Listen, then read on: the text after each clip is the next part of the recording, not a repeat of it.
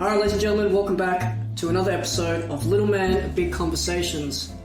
Man, am I about to have a big conversation for all of you. This guy arguably was there at the very beginning of Queensland Wrestling. He has seen pretty much every single person come in and out of those doors and, dare say, trained every single one of those people that came in and out of those doors. I've had the pleasure of knowing this guy for close to... long enough? No, I've known this guy now for close to 12 years. I started 12 years ago. He ribbed me on my first day. I'm going to question about it here tonight. Ladies and gentlemen, it is my esteemed pleasure to bring the one, the only, the Sweet Assassin. How are you, man? Good, man. How are you, Flash? I'm good, man. Now, do you prefer Sweet Assassin or can I call you by your real name? Matt's fine if you want. Okay, Sweet Assassin it is. Yeah. Sweet ass. Everyone knows me as Sweet ass. Yes. No, that was the first name I got introduced to long, long ago. But man, on a couple of episodes of that podcast, I want to shoot this question at you straight away because it was probably from love, but I thought it was from love. Day one, I'm pretty sure it was a rib. Years later, you admitted to it that it was a rib. My first day down there at wrestling, you gave me a lovely esteemed gift. Now, can you draw your mind back to 2008 and remember what gift that was that you bestowed upon me on my first day? Man, it was one of Spotlight's finest hats from the party section. Oh, the best looking Macho Man Randy Savage hat I could find. Yes, thank you for that. Why? Man, like... You might have... It was part rib. Oh, good. But a lot of the stuff I do, it stems from an opportunity, presenting himself and being aware of it. And I'll let you in on the secret. After all these years of that wonderful blue hat, yeah. I bought it because it matched the new flashy blue robe that I just had made, and I thought the hat would just top it off and look good on the shelf. Couldn't try it on in the shop in case people thought I had nits because I had hair back then. And it turns out my head's the size of a fucking cabbage. So when I put my robe on and I put the hat on, it looked like I was one of those monkeys that wear those little hats in the circus, and it didn't fit my head. And so I looked around for the smallest head in the locker room, and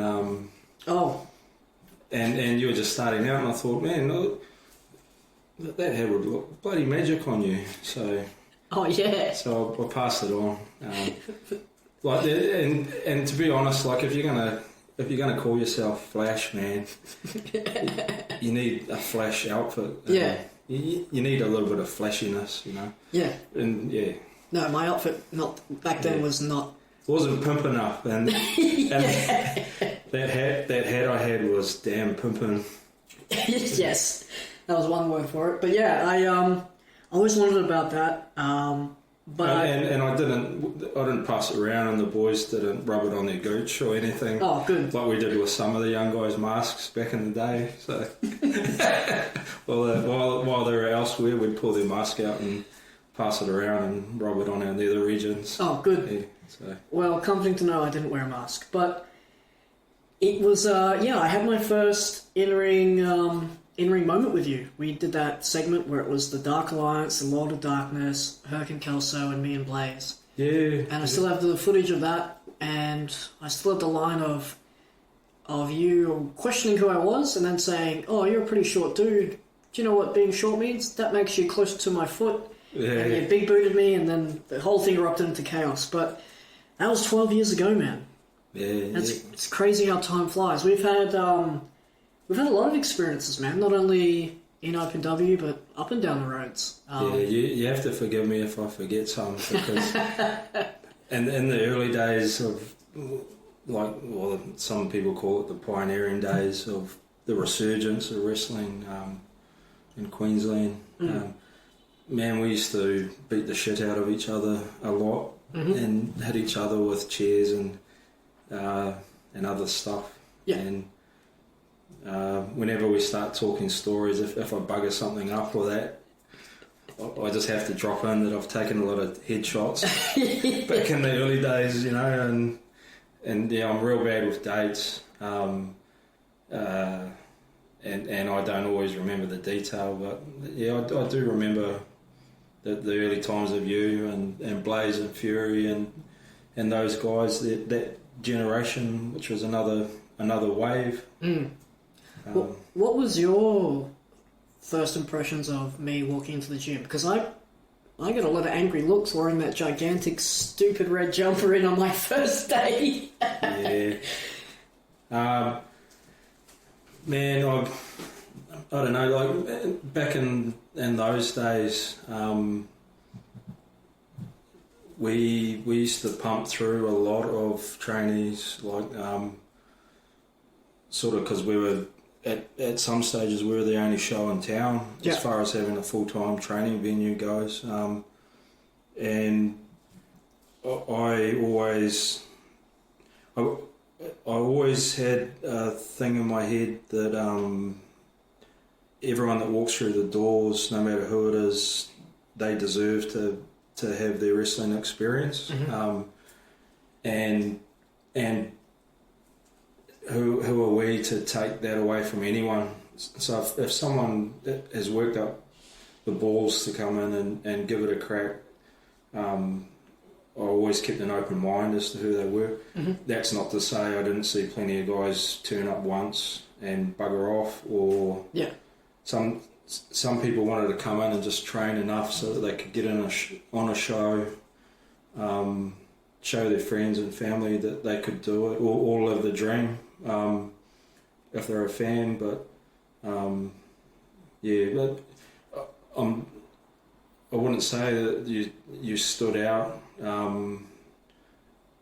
initially with all those people.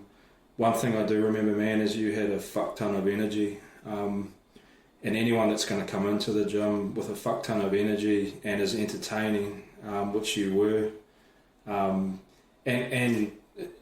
the mimicking of the WWE wrestlers, and a lot of them that I like, the way you could pull it off and the detail you put into that, man, I could see that there was a place for you with us and within Queensland wrestling. Man, we always had a thing, Hawk, myself and Ash and the other guys, that we're a circus, man, and no one goes to the circus to see 30 strongmen or 30 trapeze artists. You know, some people like the clowns, some people like the monkeys, and there's a place for anyone in there. You know,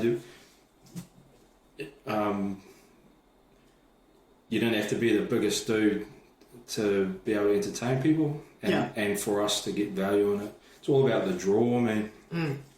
Like if you come in and you're entertaining and you've got energy, and then that translates from your training into the ring, and you can put an ass every 8 inches, which is and make us money, and so that we can do it again the next month, and that's fucking cool. You know, and that was the training thing. When you started to get on shows, and I could see how kids especially related to you. Yeah. Man, that was gold, you know. Like, yeah, the kids fucking love you, man. It was always a weird thing for me back then, because I remember coming out there and doing those impressions, and I remember yourself, and I definitely remember Ash and Minx being in the training centre, and I remember we used to have those times at the end of training where it was sort of like free time. It was like, do you want to go over anything? Do you want to practice something? Yeah. We'd have about 10 minutes or whatever. And I remember, I didn't think anyone was watching. And I remember doing the Triple H thing, and I remember Ash going, I didn't realise Ash was behind me or in the ring. And I turned around and I went, oh, sorry, man. And Ash goes, that's fucking awesome. And then you were like, oh, what's he doing? And Ash goes, do it again. And I did it again, and Matt goes, what am I doing? You're here. And you went, oh, hang on, let me get Pete. And then Minx was in on it too, and you guys came out with Pete, and Pete's like, "What's going on?" And then it was like, "Do it again." And I was nervous because I was like, "Dude, if I do this and the owner gets offended, I'm out of here." Like, you guys might think it's cool, but if he doesn't like it, man, that's the be all end all. And I did it, and I'll never forget him chuckling and being like, "Would you do that on the show?"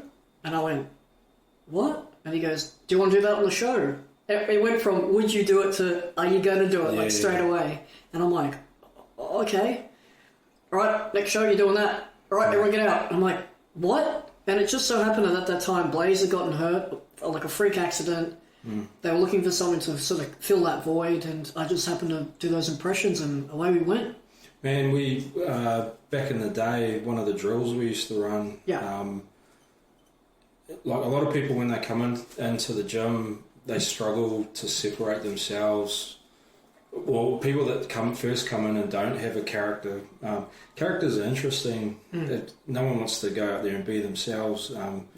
If you want to go in and just be yourself, go and do MMA or Greco-Roman or something, and because you got to have that bit of being something else, like something that has a different story to every Joe Blow. So we used to run a drill back in the day where we'd have people mimic any wrestler, and we'd have guys go at it and try and replicate like wrestlers that they'd seen in the past, and it was a good way of having them separate themselves from the person outside the gym or outside the wrestling ring, and it also gave us an insight into how entertaining someone might be able to be. And I did it. I remember two occasions. One, Nathan O'Brien. He was leaving for the States. This would have been early 2000s to have a crack, and I think he'd organised a tryout over there with one of the feeder feds for the WWE, and I drew him that month. Like I was the last match before he left. So I thought, man, what I'll do is I'll try and mimic a WWE guy. And then work the angle where, man, this is what it's going to be like, you know, like. So I come out and did the Ultimate Warrior, and it was rubbish, but it was so rubbish it was entertaining. And when you did what you did, like when you did Taker trips, and that the level of detail that you put into that, it just took it to another level, and because of your stature, seeing you nail every single little bit and piece, it to me it said that you'd studied your craft, like you'd sat there and watched what those dudes had done. And yeah, it was quite impressive, and I basically went up, well, that's fucked. I'm never mimicking anyone again because Flash can do it better than me.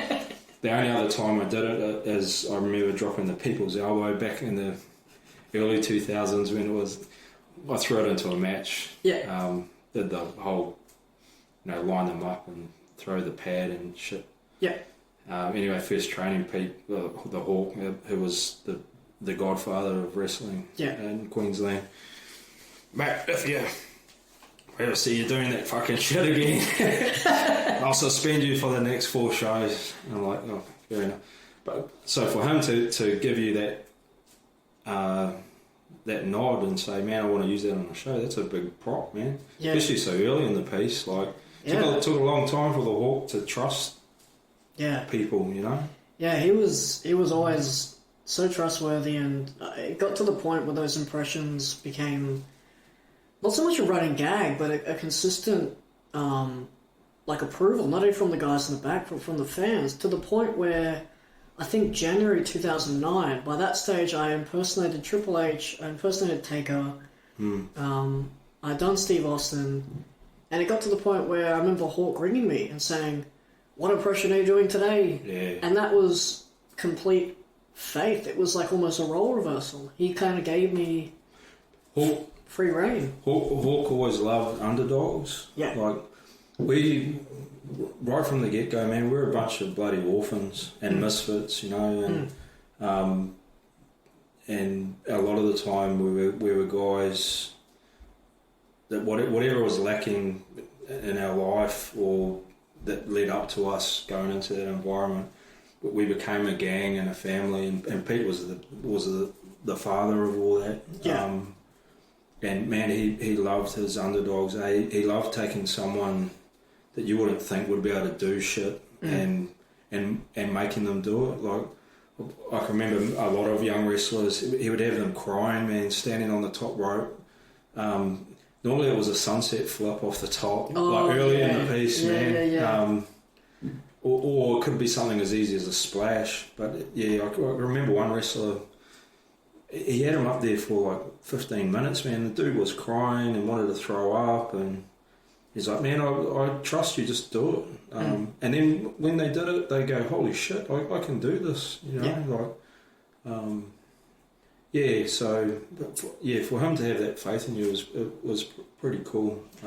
And I gotta admit, man, seeing that dude that's 4'9" choke slam fucking dudes out of their boots, like, I'd pay to see that. And man, if I'd pay to see something, like, you know, it's entertaining that other people are gonna do the same. So you were money, man. Yeah, I think the time I did Taker was the one and only time ever that I've done Tombstone.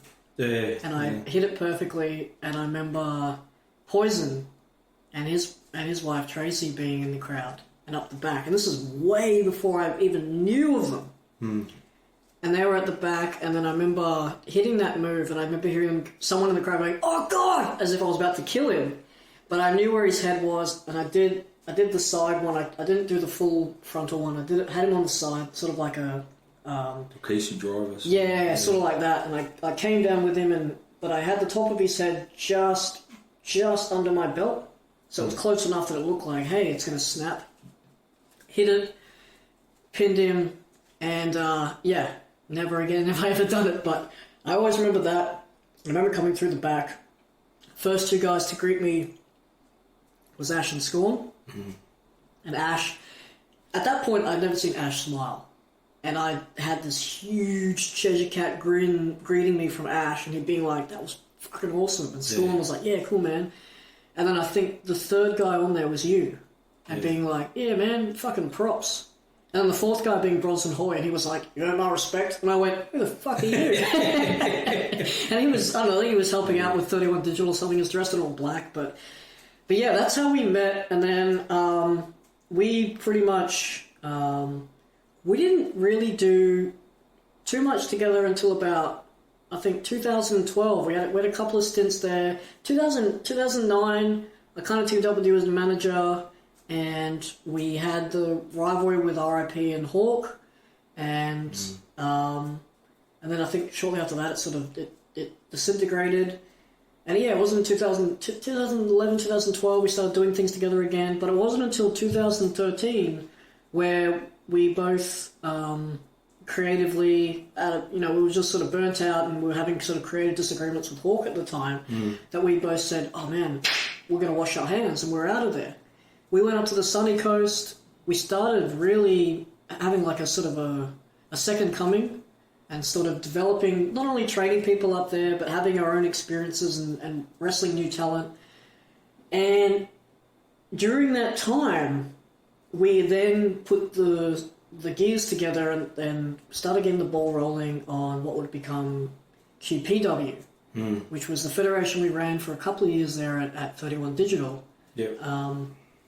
And then I think towards the end of 2015, and I still have this match, I don't know if you've ever seen it, but I've got it. We had the final show of Sunny Coast together where you and I wrestled. Yeah.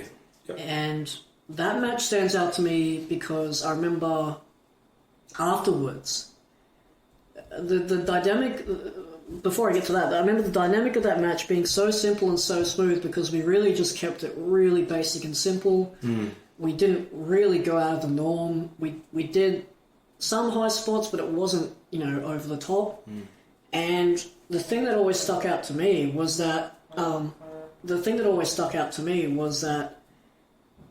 I think at the end of that match, or if not a couple of days later, I called you and you said to me, and I've always remembered this, you said to me, I said, man, I love that match. That was so fun. It was so cool. Thank you so much, man. And you said to me on the phone, man, that was a passing of the torch. It's your turn now to run with it. Yeah, man. And I'll never forget that because I hung up from that phone. I never told you this. I hung up from that phone. I wept, but I was happy. It wasn't like, oh, how dare he? I was happy about it.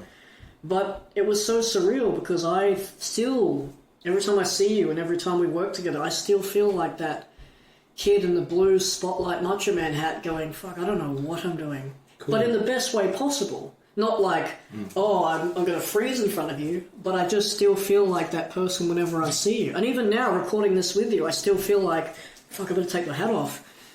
And to hear you say that, I was like, it was sort of like, I guess it was like going through a toxic relationship and then being like, this has to end. You know it's good, and you also know it's bad in the sense it's so nice to hear that, but it's like, it was bad for me because I was like, no, I don't want to stop being that little kid anymore. Yeah. I don't want to grow up because now it is different, and I've always visioned myself as that. Man, my school motto when I was at high school was carry the torch with pride. And our emblem on our school shield was a dude running with the torch.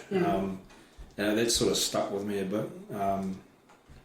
And I always felt like no matter what I did, it's more about, it's not so much about what you do for yourself, it's what you can do for other people, you know, and like wrestling is a lot about legacy. Man, it can't last forever, you know. Like I'm in that stage now where I'm winding down big time, and you knowing that you got to make the most of the time you have in it, you know. Yeah. And man, if you're all about yourself along the way, when you do pull the pin, you've only got yourself to tell your stories to, and if you're lucky to have stories, you know?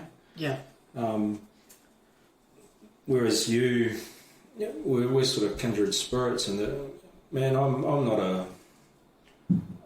a technical wrestling genius. I don't work 100 miles an hour. Yep. I'm a fucking storyteller, man, and I remember back in the day, we'd done a Winham Warfare, which used to be one of the coolest shows that we used to do, and I was all about kayfabe back then, so the other guys would go out and sign autographs and I'd hang back because I didn't want people to crack that persona that I had of being this asshole that was above everyone else. Sure. You know, because that got me mean heat back in the day. But I remember one dude coming up to me as part of the Cell, which were a group of fans we used to have back then. He said, man,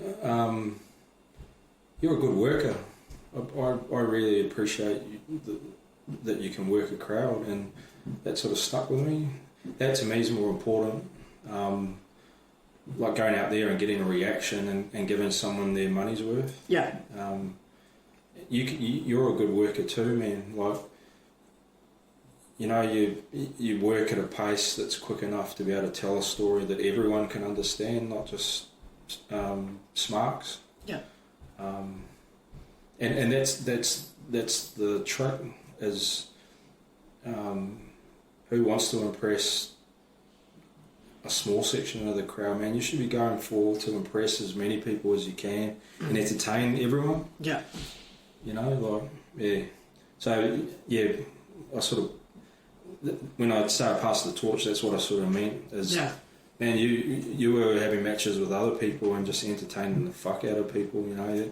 And how you tell, well, this is what I, like Ted DiBiase, I remember seeing an interview with him back in the day, and he said that the best weapon you can have in a ring is an ear for the crowd. Quite often when you're doing stuff and getting your head smacked in and slammed, you can't see what's going on, but you can hear it. You can hear the energy. Yeah.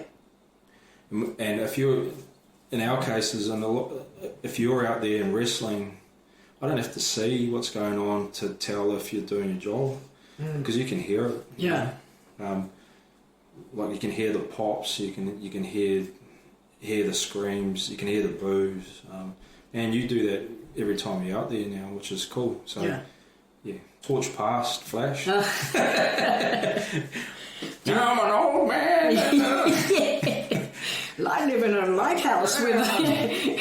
I'm an old, angry, not an angry vet, but now that I'm an old vet, that legacy thing, I think it's up to guys like me, Ash,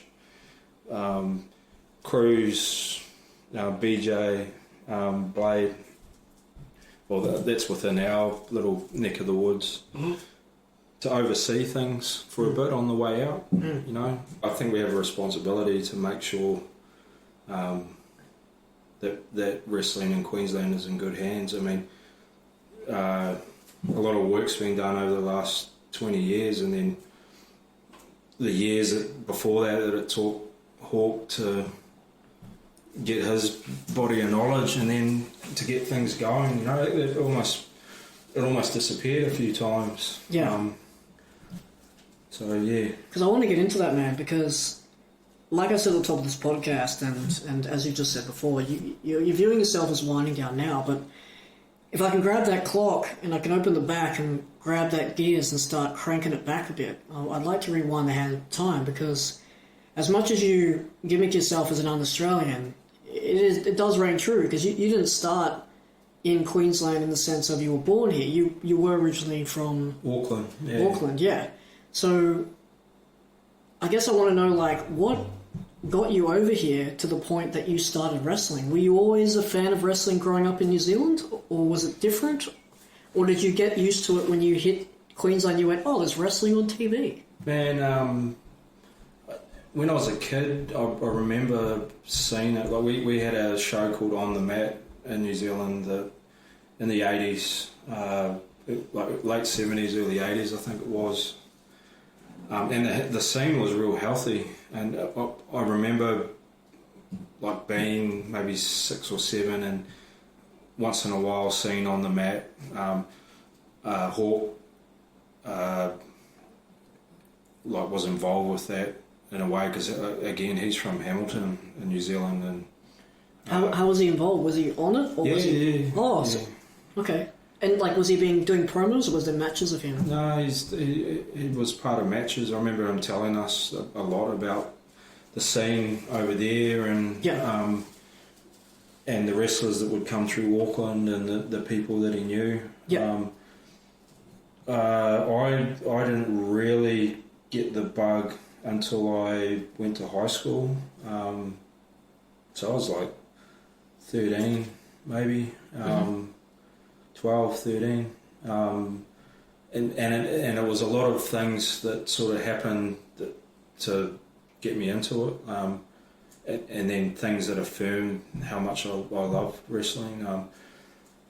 Like I grew up, even though outwardly it seemed like I was quite social, like I was the deputy school captain of the football, like rugby team at school. Mm-hmm.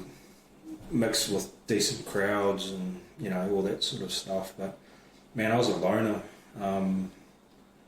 I went through periods where, like, I just enjoyed my own company, and the few friends I had were real good friends. You know, like.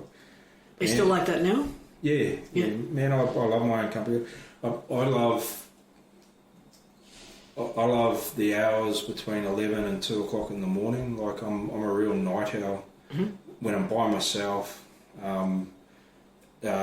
it's actually my ritual after wrestling matches. Is normally we'll go from a show back to Manland. Yeah, you know what Manland is. Yeah. And there's the locker room, and then Manland is the vets' real locker room. Yeah, where, you know, and it's by invitation only, and that's the way Ash likes it. Yeah. But we've been doing Manland for years. But after Manland, I normally go home. My ritual is to turn rage on, get into my underwear, sit on the couch, crack a beer, and just sit there and just sort of calm down a bit. Okay. And yeah, I've always been like, so in high school when a lot of my mates were out partying and that, man, I can remember being, I might be around at my grandmother's, you know, by myself, watching wrestling, and I really got the bug, 1988, 89. I'm into metal, like heavy metal, you know that. Yeah, man. Yeah. So I was into metal. I met a dude who turned out to be my best New Zealand friend, like my brother from another mother. Yeah. Over there. I swapped him. He had a copy of WrestleMania 4, like a 4-hour tape, which in 1988 would have been worth a fucking mint. Yeah. He had the whole thing in colour on tape. He swapped me the tape for a poster of Lita Ford and a leather miniskirt bending over holding her guitar. Good trade. Yeah. And from there we were best friends. And so I said WrestleMania 4 remains my favourite. The tournament is my favourite WrestleMania of all time, for a lot of different reasons. I had seen 2 dodgy copies of the Royal Rumble of that year, and SummerSlam as well. But then I got hooked, and I can remember having a little black and white television that in my room. And I remember Thursday nights, they used to have Superstars of Wrestling on, like 10:30, something like that. And I remember staying up and hiding so that hopefully my mum wouldn't see. You know, other dudes would probably be masturbating. But I'm under the cover. Hey, what the hell are you doing in there? Yeah. Man, I'm watching Superstars of Wrestling. I'm watching Sweaty Men in underwear. Nothing sus. Oh, man, have you got a girlfriend yet? No. Yeah, so that got me in. And, man, I come in at a good time. Because wrestling was blowing up at that stage. You know, you had, like, the real classic 80s dudes. Yeah. Macho Man, Randy Savage, Hulk Hogan, real larger than life people. And being a loner, and like my old man left when I was 7. I became the man of the house when I was 7. Right. And like, you know, that was hard. A younger brother and sister, and were you aware at that age of what was happening? when I was 7, when the old man left. Yeah. Oh man, my mum's crazy. She chased them in a car with us kids in the back, man, try to run them off the road. Okay. Yeah, to the love nest. Yeah. But, I just lacked that male role model. Yeah. You know what I mean? So I went looking for it in popular culture, like reading a lot of books. I'd latch on to things and go, oh man, like this is cool. You know, like James Dean's cool. Latch on to that for a while, study everything I could about that. Rock music is the same, but yeah, I got into wrestling, and I learnt a lot about how to be a man from watching wrestling. Yeah. You know, what respect was, how you earned it. You know, honour, what honour was. All the shit that I thought was cool, and it got me through my high school years pretty much. And then when I left high school and I studied, at that stage though I was backyarding, or if you could call it backyarding. It was me, my brother, our next door neighbour that we called Small Paul, who was a violin prodigy, like had played the violin since he was 2, and his mum would open the window, Paul, it's time for violin lesson. Then I'd have him on a fucking gorilla press because he had a trampoline. Yeah. We were poor, we couldn't afford a trampoline, so we go and wrestle on his. And so we had this real shitty fed. There's a giant teddy bear in the fed that we used to drop elbows on and shit. When I ended up writing for New Zealand Pro Wrestling Informer, which is their premier sort of wrestling website. Yeah. I wrote for them for years. All these stories I wrote about, I had like a column every 2 weeks that I used to pump out. And the first one was about the shittiest fed in the world, where I think my first character was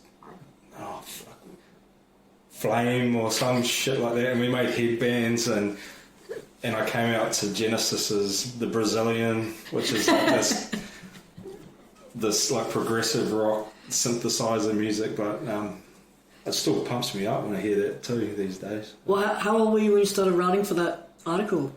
Oh man, I was over here. Okay. I'm a journalist by trade. Right. Okay. Yeah, so I studied journalism. I wrote for a lot of kickboxing.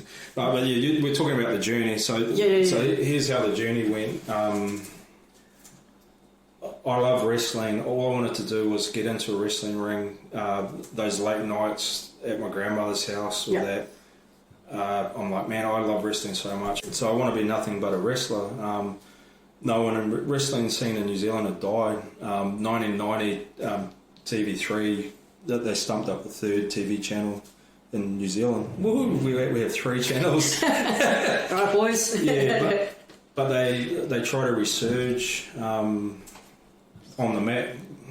They call it the main event or something like that, and they got all these American guys out that were like indie wrestlers, and so there was a bit of a resurgence, but no one was training, and I just couldn't work out a pathway to it, even though for all those nights I was going, man, fuck, I wish I was a wrestler. Like, oh, it'd be nothing cooler than to be a wrestler. Yeah, man, I love Bret Hart. I wanted to be Bret Hart. You know, like, oh, fuck, maybe I could save up and go to, and Bret Hart will train me or whatever. And I'd had a few when I was there, a few like where I bumped into other wrestling fans, and I'd stopped watching it for a long time. So not being able to wrestle, I took up Thai boxing, like the late 90s kickboxing. I trained that. All up I did about 6 years. I did it, but not because I wanted to do Thai boxing, but because I wanted to get in a fucking ring and entertain people. Instead I got in a ring and kicked the shit out of, or had the shit kicked out of me, you know. So all that happens. I come over here. I came over here in 1998. The last newspaper I worked on in Auckland folded. I'd been doing entertainment reporting before I left, which was cool. Through that, I got a job in a bar. So towards the end over there, I'd been paid a redundancy, and I'd chewed through it. I'm going to strip joints and partying a bit. And for an introvert, you were going out a lot. Oh man, you got to do what you got to do when you're young. And I got down to my last. I think I had $1,100 in the bank, and I was living with my auntie and uncle, who were quite well off. And my auntie just said, "Man, you need to go back." My mum had moved to Australia a couple of years earlier. She said, "You need to go and live with your mum." I was looking to go out flatting again. I'd been with housemates with a house where I grew up, and it was a real party house, and I was out of fucking control for a bit. So I took my auntie's advice. I had a job the day after I got over here, and we flew to the Gold Coast. And then when I started earning decent money, I thought, man, I'll find kickboxing again, because I still have that want to get in a ring. And I'd only had 2 fights. With varying levels of success, and I thought the Aussie fighters were always quite good, and I thought fuck. And so I started training in surfers with a Thai boxing in there, and then at least something happened, and it's, oh man, we're going to shut up shop. Did you debut for them before they shut up shop? Nah. How old were you at this stage? Man, I was like 23 maybe. So how did you get from being a pro wrestling fan, having the tape of WrestleMania 4 hiding under your covers, to being a kickboxing fan at 23? Did wrestling die off for you? It did, man. Yeah. I moved. What changed? I moved from Auckland, and I worked on a regional newspaper. And the only times I stopped watching wrestling, I had no way of watching it. One of the guys I worked with was into it, and he'd got pay-per-views, and I remember going and seeing them and going, oh, wrestling's still around, that's cool. I sort of lost touch. That was the stage where it was real shit anyway. Right. Like mid-90s. Okay, yeah. UFC had just started to kick off, and I got into that because I was writing for martial arts magazines covering kickboxing. They started to have sections about this Vale Tudo, they called it. It was like no holds barred fighting. And I started to look at that, and I thought, fuck, that's even cooler than, it's kickboxing, but I can wrestle too. And hey, maybe I might be able to get in a ring and bounce around, and yeah, so I had that in mind. So that the Surfers kickboxing folded, and I had to go looking, and I thought I'm going to look for another kickboxing joint. Yeah. And I saw an ad in the local rag for kickboxing in Ashmore. Right. Or it was a Taibo gym. So I drove there. I remember I just want to see what the gym's like, you know, because you can tell a lot by a gym. Yeah, 100%. And I remember driving up, looking at the window, and there's a fucking poster there, professional wrestling training. Oh wow. With a picture of a fucking mummy. Was it the Pharaoh? The Pharaoh, yeah. And I learned professional wrestling here. Phone the Hawk. Yep. I thought, the fucking Hawk? Yeah. Like, oh, I love the Road Warriors. Yeah. I'm like, fucking Hawk's living in, you know. And there, so I wrote the number down. Rang it. Hello, fucking. Hello, is this the Hawk? Is this Peter Ball? Yeah. What do you want? I said, oh man, my name's Matt, and I'm just ringing. Do you train wrestlers? Yeah. Yeah. What's it to you? I said, man, what do I have to do to sign up for that? I remember him saying, are you a fucking superstar? And I said, oh, sorry, sir. If you're a fucking superstar, I won't train you. He said, but if you're willing to listen and do what I say and do it as I do, then I'll train you. Like, yeah, cool. Come down on Saturday. So at that stage, I think there was a show I went to at the PCYC in Ashmore. Yeah. And it was a charity show for a athlete, like a Special Olympics athlete or something. Okay. Went to that, went, man, this is fucking nuts. It was just mayhem. Aside from the matches, I remember there's a streaker. What?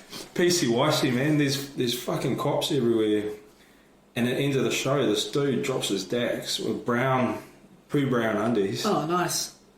Runs in the ring during Hawk's match. Oh. It was Hawk Gravedigger against Monk and someone else, and man, they were all hardcore dudes. Yeah. And this dude proceeds to leap the second rope, leap onto the top, and then do a backflip and land on his feet. And then as he's pumping his hands in the air and the crowd's going nuts, I see Hawk just line, like his fist clenched behind him, and just line him up. And he just fucking slapped him so hard he knocked him straight out of the ring. And then the cops just grabbed this guy and took him away. Wow. And I just sat there going, this is fucking crazy, man. Like, that's nuts. But it was the first time I'd been to wrestling live. Yeah. And I was just like, man, I've got to learn this shit. So I go into the gym. Cool, I'm going to learn. We had a little wooden training ring at that stage, which you had to set up. Pete, the Hawk, owned a sex shop in Ashmore, and I can't remember what he was using the space for. It might have been just office space. Yep. But I walk in, there's a dude called Troll, a dude called Monk, who are hardcore dudes. Yep. Like, they love Mick Foley, they love ECW, love the barbed wire and glass and all that shit. And it was them and me. There's a dude called Kidman, a dude called The Farmer who got sacked the first show I was on for doing what they wanted to do, not what Hawk had told them to do. Right. And that was it, man. And we're off and running, and then beyond that, each month, more and more people would join. Troy was always there, Cruz. It was fucking magic. As far as training goes, man, like that dude has got the most natural talent. Yeah. And there were stages in that time where there were other feds in other towns, and it was the early days of online forums, and we used to run a forum, and Pete shut it down because it got out of hand, people abusing each other and shit. But there was always this thing of people from Sydney and Melbourne, fucking Queensland hillbillies, what do you know about wrestling, and I remember seeing tapes of some of the wrestling from down there, and man, there was stages there where Cruz, I guarantee, would have been the best fucking wrestler in all of Australia. Because he was, as you said, he was always around, but he originally didn't want to be a part of the show, did he? He was mainly into was he mainly training at that point? Like he was helping out? He was on the shows, but... he was on the shows by the time you had got there? Yeah. The first show I saw him wrestle, he used to carry a hockey stick back then. That was his gimmick. And I remember him used to whack the hockey stick on the ground to G up the crowd, and then that slowly fell away. But then over the course of, again, this family thing, it just grew. And people came and go. Back then, man, there were killers in that era, man. Like all this blue card duty of care shit back then went out the window, because we would get in, even in training, and just beat the fuck out of one another, man. Like, and it was that I don't know, it was like a pack mentality where you test the weakest parts of the pack. And was it like a old school survival of the fittest kind of thing? Like if you want to go through the school of hard knocks, we'll give you the hard knocks. Was that kind of it? I think because no one did it in spite of anyone. No one was purposely not often delivering potatoes. No, there were times where they got out of hand in the ring. Like you get the odd person that would just lose their shit and a fight would break out. Wow. But I always bring it back to the draw. Like, man, like you can go out there and have the best high spot fucking match that you've ever seen, and but if your particular crowd don't give a shit about it, what's the point of fucking doing it? You know. Back then, the draw, or this is what I felt, was Australians and Kiwis to a man, we like fights, and most matches back in that day were fights. We were fucking stiff, man. Like, and I think what happened, and like when I say killers, man, like there were dudes that were wrestling that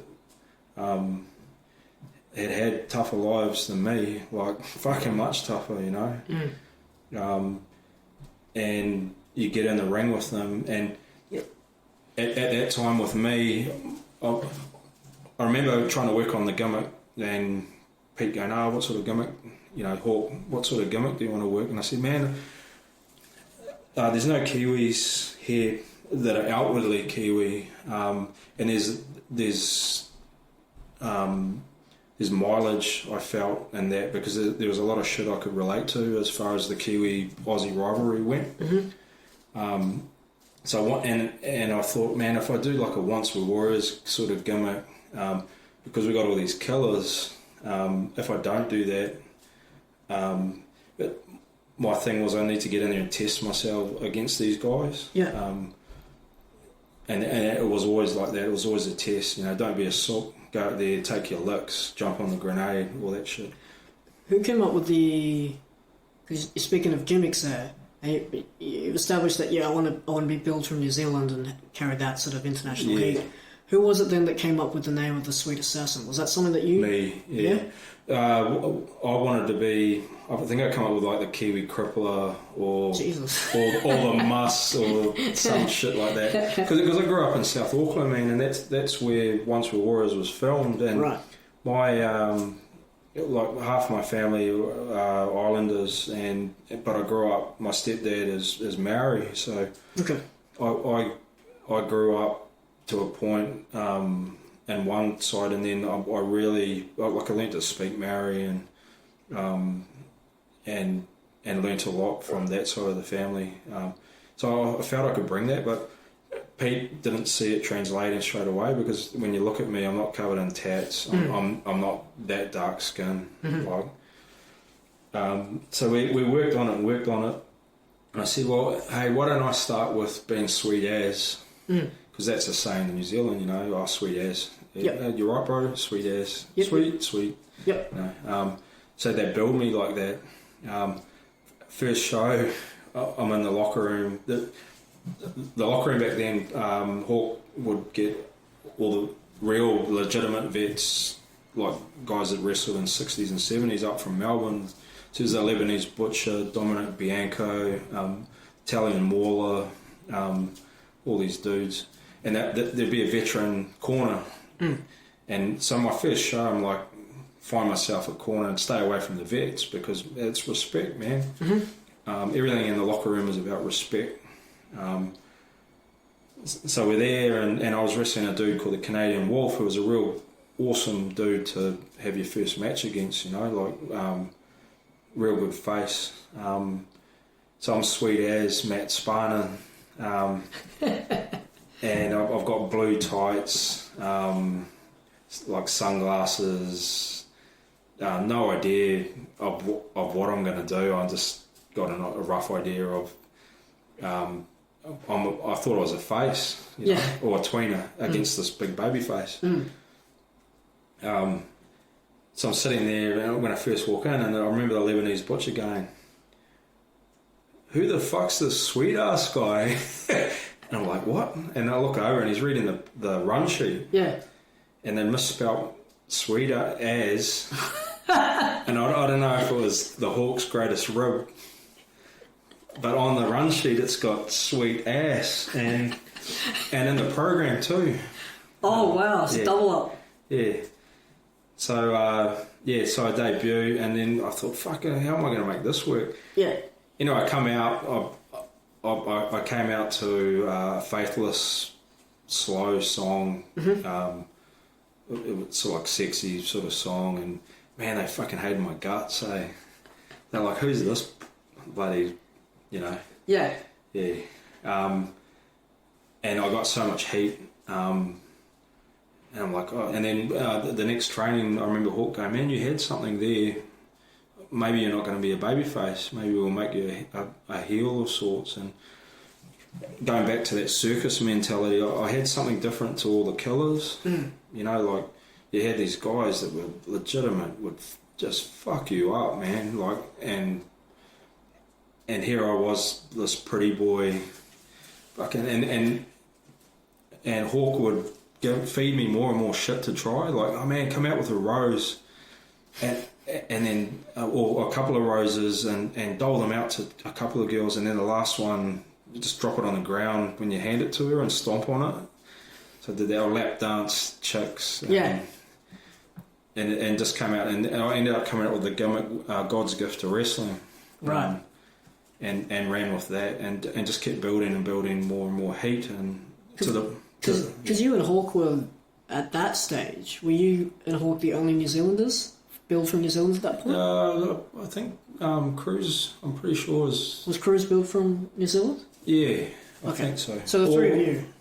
Yeah. Okay. And we were sort of like at that stage the second incarnation of the resurgence. Okay.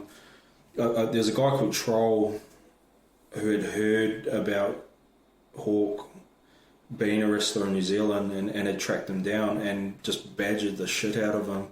And I want to learn how to train. I want to learn wrestling, and to the point where Pete gave in, and Pete is well, the Hawk is probably the most ingenious dude that I've met as far as taking an idea and making it. He built his own fucking ring, man. Like he built the wooden training ring, which we had to upgrade to metal because the monk, Mick Smiley, back then was a big dude. He loved to splash off the top, and every time he did it in training, he'd fucking break the ring, man. He'd split the beams in the middle, so... Jesus. So, and Pete ended up building what's now the IPW ring. That same ring? Yeah, man, which I think is the best, and knew what he was doing. We used to hire a ring. Actually, that ring that we hired, I remember Superstars Wrestling toured. There was like a run in the late 90s, and the Road Warriors wrestled Public Enemy in that ring that we used to hire. And we went and watched the tour, and then like the next month we obviously hired the ring. It was a big boxing ring, like huge, and there's face paint on the canvas still. Oh wow. And I'm like, man, I not only did I go to that show and breathe the same air as the Road Warriors, I'm now in the fucking ring where more than likely that's their fucking face paint on the... Yeah, but Pete built the ring smaller to make the guys look bigger. Oh wow, so that was his mentality. Yeah, and it's sort of, and it's a solid ring, man. Like a board's never broken in it. You know, like. Yeah, I mean, I obviously trained that ring for my start, and coming back for the reunion show in 2019, and now still being part of it now in 2020 as we're recording this. Yeah, I think there's been very minute upgrades, like not... Canvas, and that's about it, where it's ripped from tables or weapons or whatever. Yeah, and I think that's been about it, because when I see the boards, they look faded, but they're not damaged. There's a difference. Like, you see the wood, like when you buy wood, it's like, pure brown, and after the years there's like some sort of white blemish to it, but it's never, ever shown a sign of crackage and breakage. And you're saying that was... Hawk's ring from what? Are we talking... So you had the wooden ring originally, and did you use that wooden ring for shows? Nah, man, it was only a little training ring, and then Pete built the ring Mark 1, the Hawk did, and then Mark 2 was the one that they're still using today. So it gives you an idea of how passionate he was about it, and then... As things kept evolving, like things really picked up. We were the only show in town up until... Well, I started in 2000. I had my first match. So, 20 years, June, I think I've been wrestling. Was that ring there when you started, or was that Mark 1? No, like I was saying, we used to hire the rings, man, from right. But like he had that passion for it then, and like I said, we were the only show in town, so... We were the only way at that stage anyone in Queensland, unless you were a yard tard, there were some backyarding feds that were out there and hurting each other. And then Pete cottoned on to the backyard feds and said, man, something had happened with one of the feds, and someone had gotten really badly hurt. I don't know if it was in Queensland, or it might have been. Again, Pete having that fatherly sort of drive was like, man, we can't have people out there wrestling hurting themselves. So he sort of reached out to this group and to get them in and get them trained properly so they weren't hurting each other. Chris Saxon was in that first group. I think they were called TCW or something like that. Right. And there were another couple of guys back in the day that might have done a couple of shows. They at least trained. Yeah. And we were off, man. And then things really picked up. 2002, 2003, we were running monthly shows. Again, Hawk was a mean promoter. Hawk was also a gambler. And sometimes that come through in the promotion. He'd have a fucking stab. you know, like he'd see an opportunity and he'd roll the dice. And for us at the time, like, it's different to now where you have one venue, you know, like, there are guys that bounce around feds, but back then we ended up having one venue, which was the Southport Stadium, which was friggin' awesome. Yeah. Like, that place was our Madison Square Garden. Yeah, I've only ever heard good things about that. Man, my blood was in the floorboards of that joint. But also, people would roll the dice on tours, you know, like... Yeah. And here we were, these young dudes that are on tour and going out to places like Warwick or Gaddon or Canungra or all these places, and man, you felt like you were a superstar, you know, like, man, I'm wrestling. We go and wrestle and then we drink, and then the young dudes are trying to crack onto girls, and you know, and then we'd make stories, and then we have stories to tell, war stories, you know. Did you feel like you had been sort of a graduation to being a wrestler on your first show or on that first tour? Oh man, it took me forever until I earned the Hawks' trust. Right. Okay. And started to come into my own a little bit as far as entertaining the crowd goes. You know, like, man, I got a wild imagination. And I'm fucked if I know where it comes from. Maybe it was all those nights of being a loner and just consuming all this media. But I love stories. Yeah. I love telling a story, and I hear you. Yeah. And me coming into my own was when I started to become a better storyteller. Yeah. And the other thing I did was I started to realise that because I was a decent heel, like I could generate heat.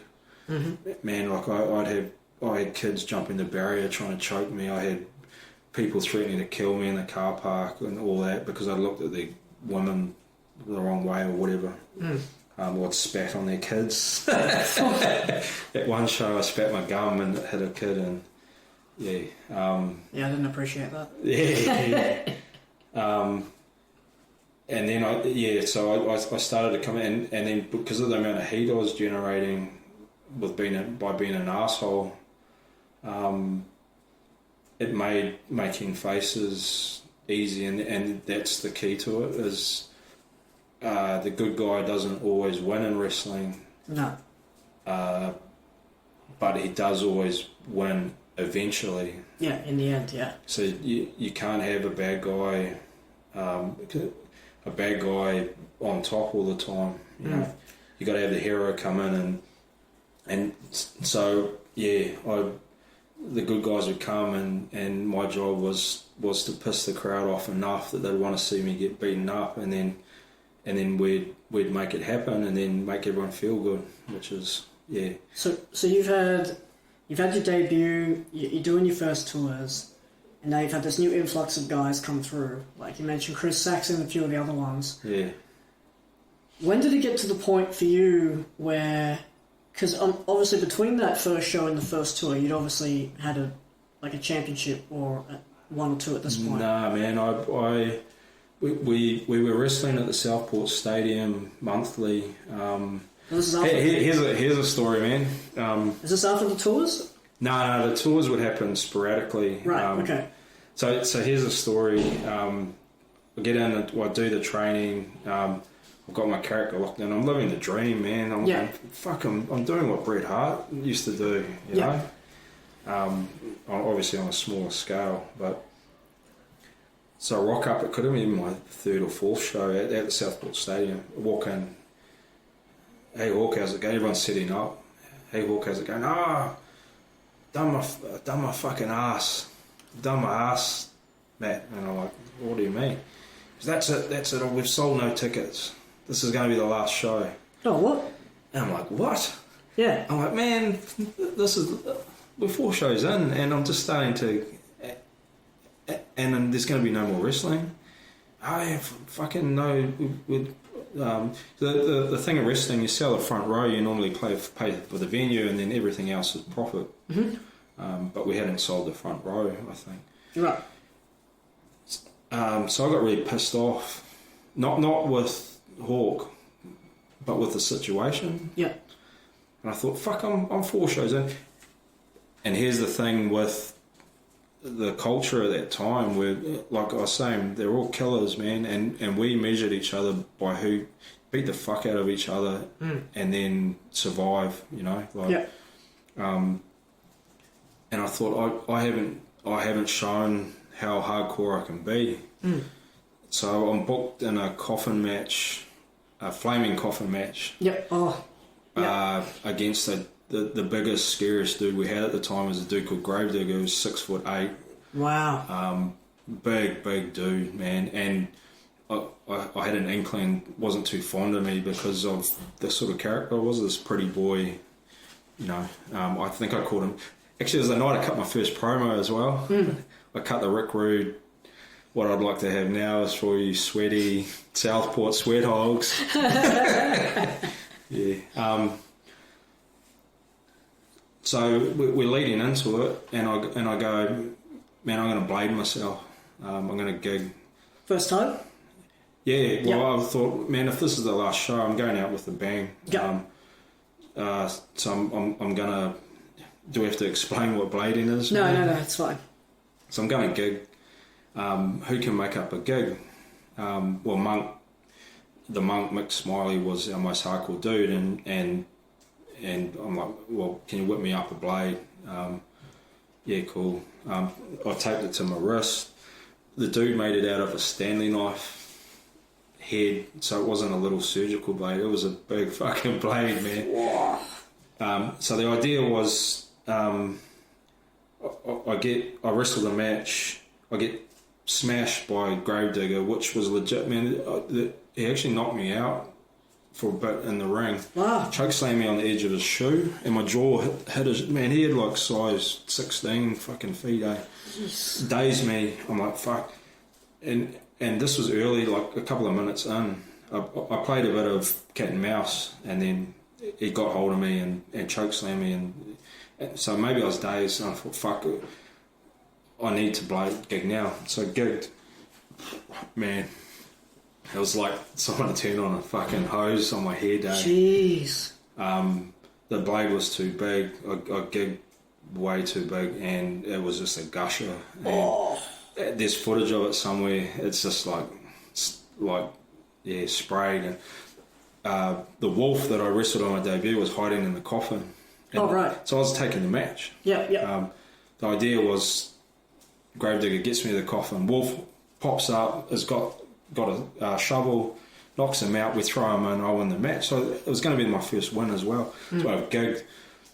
Gravedigger comes out, grabs me, rolls me back in the ring, sees how much blood there is, man, because it is just gushing, and goes, oh shit. rolls me out again and goes to the go home, because you can tell how much fucking blood I'm losing, eh? Yeah. And then I proceed to go we go home. Number one rule in wrestling, the show must go on. Yeah, of course. Finish it. I'm out the back getting stitches. There's St. John's ambulance. We're there. Woman comes out. Oh, Matt, you got your blood. Fucking, there's nothing in your blood, is there? And I'm like, why is that? And she said, because little kids just drunk it. What? There's a lady there. She's the wife of Mad Dog. Mad Dog's wife. Oh wow! Yeah. She comes over. She talked to the guy Tony that used to run the backstage, and he goes, Matt, you got your blood. There's nothing in your blood, is there? Because we just seen this little kid fucking drink your blood. I said, no. When you're kickboxing, you have to get a blood test. That's part of the. So I knew I had nothing. Sure. Yeah. I'm like, why is that? It's like the lady's telling us that she goes, oh, she saw a little boy drinking your blood. Oh. And he goes, my daddy said that's fake. Oh, that's no. strawberry jam. Oh no. So the Mad Dog's wife goes, you go and tell your daddy he's a very stupid person. And off to hospital, and 14 stitches. Oh. Straight up my forehead. They shaved the front of my head, so I looked fucking stupid when I went to work. And the girl I was with at the time said, if you ever do that again, my mum was in the audience. Wow. She's never been again. If you ever do that again, I'll leave you. And the next show, I'm like, okay, I'm not going to gig.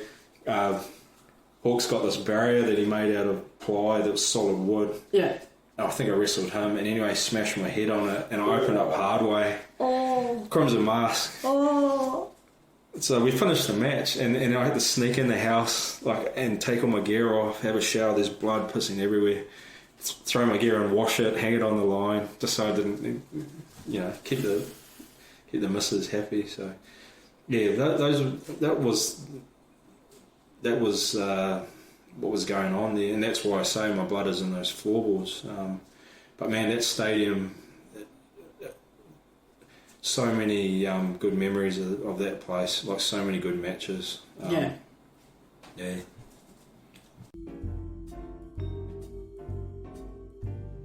Alright, you guys, that's the end of part 1 with Matt, aka the Sweet Assassin. Hope you guys have enjoyed the episode thus far. Hey, if you haven't done so already, please follow and like Little Man Big Conversations on Facebook and Instagram at LMBC Podcast, and on Twitter at LMBC_podcast. Thanks for tuning in, and I'll see you next week.